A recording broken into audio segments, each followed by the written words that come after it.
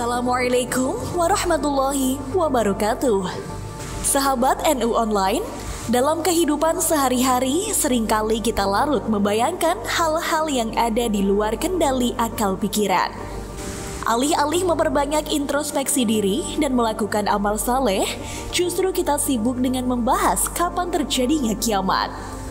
Memang benar, pembahasan kiamat merupakan topik yang menarik karena didasari oleh rasa penasaran manusia akan hal yang gaib. Tidak hanya di masa sekarang, orang-orang pada masa Rasulullah pun sudah menanyakan perihal kiamat. Hanya saja, jawaban pastinya selalu nihil, melainkan beliau hanya memaparkan tanda-tandanya saja. Membaca perihal tanda-tanda kiamat merupakan hal yang baik karena dapat memberi peringatan kepada kita. Akan tetapi, tidak jarang pembahasan kiamat yang berlarut-larut menimbulkan kecemasan bagi sebagian orang.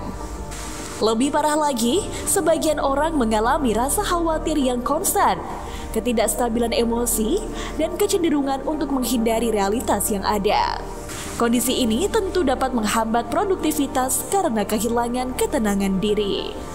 Jika dampaknya demikian, maka niscaya kaum muslimin akan lupa pada tugas utama mereka, yaitu senantiasa meningkatkan kualitas iman dan takwa, memperbanyak ibadah dan amal saleh, serta melakukan introspeksi diri terhadap perbuatan yang telah dilakukan, agar semua itu menjadi bekal di akhirat kelak. Takut pada kiamat merupakan hal yang wajar. Bahkan para sahabat yang sehari-hari selalu bersama dengan Nabi merasakan hal yang sama, yaitu khawatir akan hari kiamat. Tidak jarang Nabi menerima pertanyaan tentang kiamat dari para sahabat. Berikut salah satu kisah jawaban Nabi Muhammad SAW ketika sahabat takut kiamat.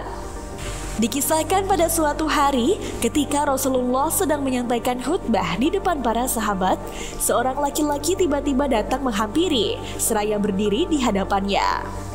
Sontak saja laki-laki tersebut bertanya kepada Nabi, "Wahai Rasulullah, kapan kiamat akan terjadi?" Mendengar pertanyaan laki-laki tersebut, Rasulullah tidak langsung menjawab waktunya secara definitif. Beliau balik bertanya, "Apa yang sudah engkau persiapkan?"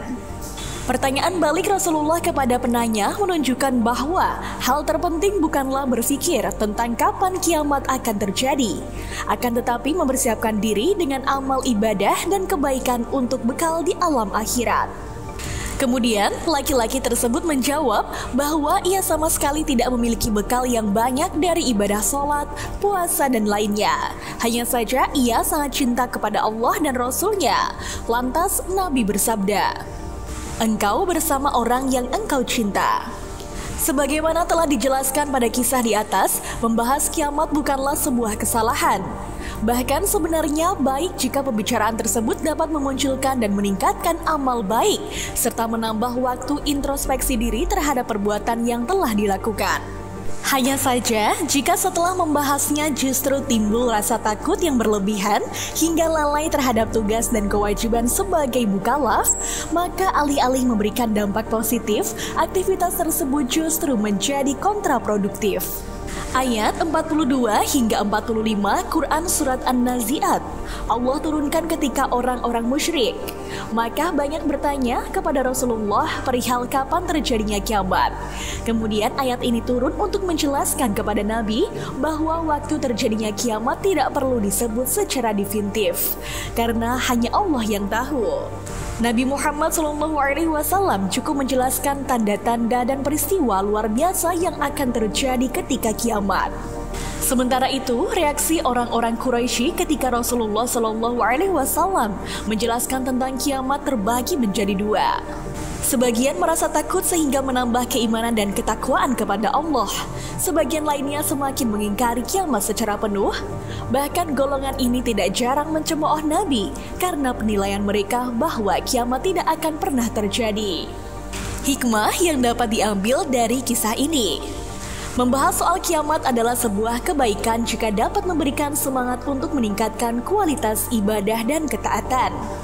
Jika tidak memberikan dampak apa-apa kecuali rasa takut dan cemas yang berlebihan, maka tentu hal ini tidaklah dibenarkan. Wassalamualaikum warahmatullahi wabarakatuh.